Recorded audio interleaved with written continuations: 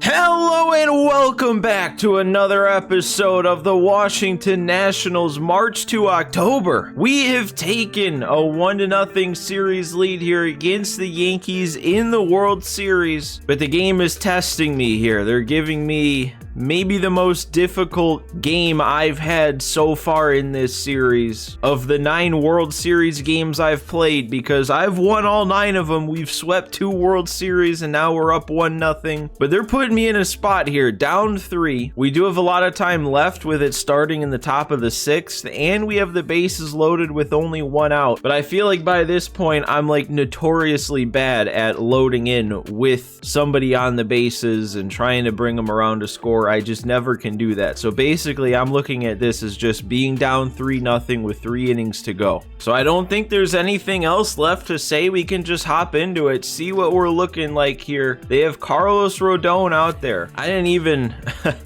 now that I'm thinking about it, I didn't even look at who I have batting. That's probably pretty crucial information. Okay, it was Keibert Ruiz, and he's hit a triple today because of course he has, with all 20 speed of his. Let's take a break here. Let's take a moment and group. I was gonna say regroup, but we didn't even group the first time, so let's group. So far in this game, we have 4 hits on the board, 2 from Sheets. Ruiz has a triple. Ahmed Rosario has a walk and a hit by pitch, and Juan Soto is back out on the mound, and he's back to being a little shaky. 3 runs allowed in 5 innings, and their runs, because of course they've come on 2 Giancarlo Stanton home runs. Well, we do have our work cut out for us, but Rodon is up to 82 pitches. Even if we don't do anything this inning, that would pretty much, I think, mean we have about 3 innings of facing their bullpen. So let's see what we can do here with our most clutch player probably in the postseason right now, Keibert Ruiz, with the bases loaded, 1 out. Can't hit it on the ground. He's not going to beat out a double play.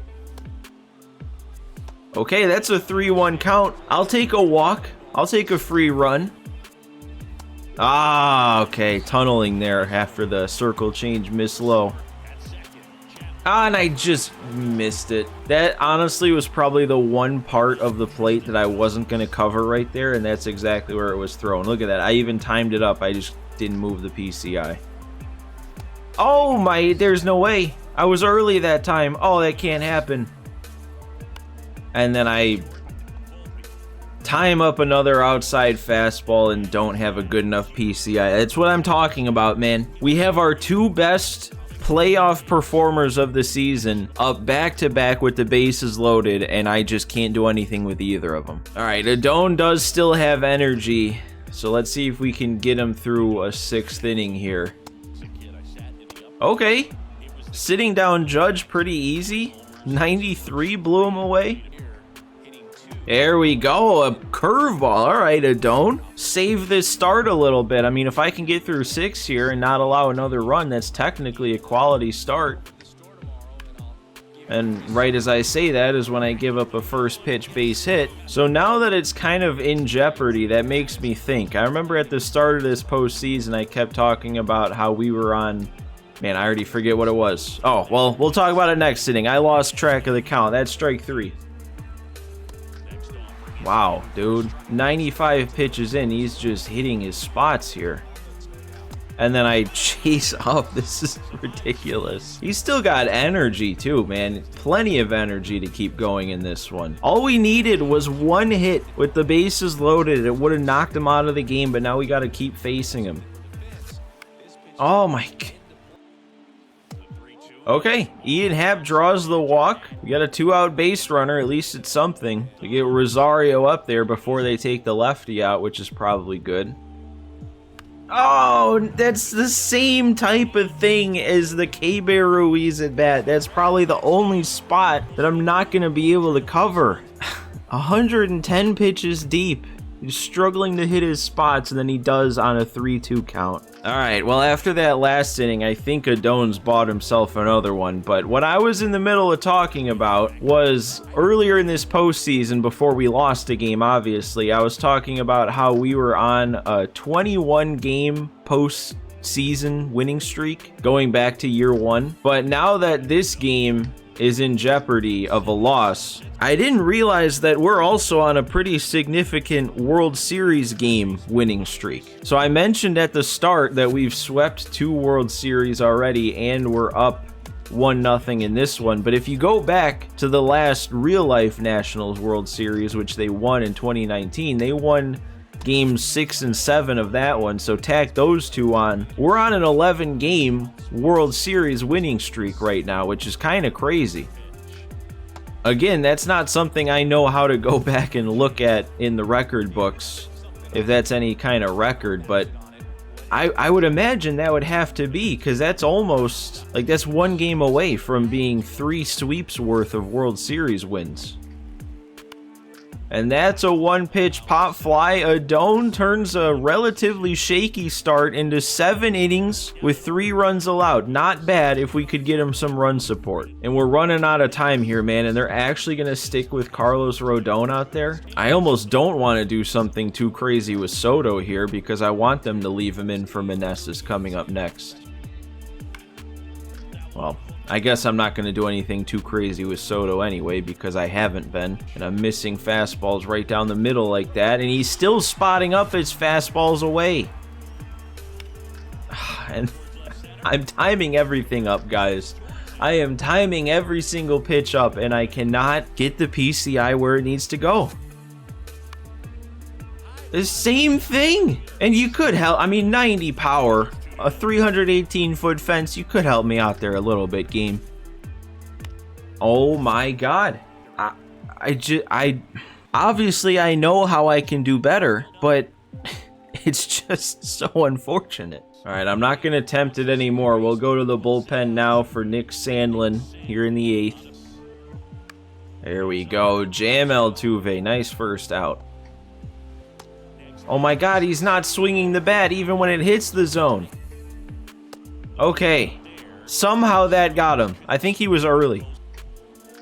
There we go. We get Judge again. At least we've kept it at 3 heading into the 9th inning. This is our last chance here. It looks like they're sending Carlos Rodon back out there. Come on, man. If I don't do anything after timing up every single swing in the last inning against a guy with 117 pitches and no energy, what a start. Ruiz, okay, that's going to get down. We got our leadoff base runner. And Casas barely missed it. I just can't. On the outside fastball, it doesn't matter righty or lefty. I can't move the PCI out there even though I'm timing it up. Can't let Sheets take this at bat, even though he's 2 for 3. So, all right, we'll go to Lane Thomas. We got to do what we can here. Okay, that's getting up through the middle. I was worried for a second that he was going to snag it, but we got 2 on. We're bringing the tying run up. Mr. Clutch with the clutch rating active here, and it's going to stay lefty-lefty. They're sticking with him out there. Crazy. No way. He did snag that one. Oh my god, on the 130th pitch. Dude, I swear, those last, like, 2 innings, I think I timed up every single swing I made. Maybe the last 3 innings. I don't even remember. And I didn't score a single run. There goes our big time. Every time I bring up whatever postseason winning streak I'm on, we immediately lose it. I mean, that was tough. That was very tough of a situation to begin with, but just the fact that I couldn't do anything, I couldn't even score 1 run. If we were down 1-0, it wouldn't have made a difference. We just gotta move on. We took 1 on the road, now we get 3 at home. It's just like the championship series. If we can win these next 3 in a row at home, that's all we gotta do. All right, we got 0-0 this time, top 6. They have a runner on first. Oh, and this is one thing I forgot to mention before the first game. Cade Cavalli is up to 49 strikeouts in this postseason. He's already thrown a perfect game, so it's already a historic postseason, but 49 strikeouts puts him in 2nd place on the single postseason strikeout leaderboard. So if we look at it that way, losing that game was actually pretty good, right? Because now that guarantees another Cade Cavalli start. If we just swept the series, we wouldn't have seen him again. But now he gets to pitch another game. He gets to strike out 8 batters and claim that top spot on the leaderboards. All right, but let's head into this game 3 here. Snell on the mound, no runs allowed. 2 hits, 3 walks, 7 punch outs, I think it said. Man, and we're repping the same jerseys, home or away, doesn't matter. All right, let's see what we got here. They only have 2 hits on the board. Well, we already know that. But for us, it's Hap with 2 hits, Chapman and Keibert Ruiz with a hit apiece, and that's it. No extra base hits for either side, all singles, and nobody's been able to come around and score. Oh, he's taken off? He already has a caught stealing in this game, and now he's got 2. He can't even do it on a circle change. Are we going to see some advanced stats again? Because I'd love to see that Keibert Ruiz pop time again. It looks like we're not going to get to see that because he had that crazy, what was it, 1.77 second pop time the last time he threw out a stealer. And there we go, caught looking on the slider. There's another strikeout of Judge. Apparently the only time he can do anything is when you're down by 2 and you got a runner on and you got 2 outs already. All right, it's Garrett Cole we're dealing with this time. The first time we get to face a righty against the Yankees. All right, that looks like a walk to me. Couldn't hit his spots there, and we got a leadoff base runner. Casas is on base again. Get through, please. That cannot be a double play. Oh my God, you know, and this isn't just coming from that play, this is coming from a whole year's worth of pain with diving plays being made both offline and on. They gotta nerf diving plays, at least in the infield. It happens way too often. It does not need to be happening right there. Actually, that's probably like the least egregious, but it's automatic. If an infielder's diving, he's making the play, and there's Soto lining out again. He's gonna finish with an under 100 batting average in this playoff run.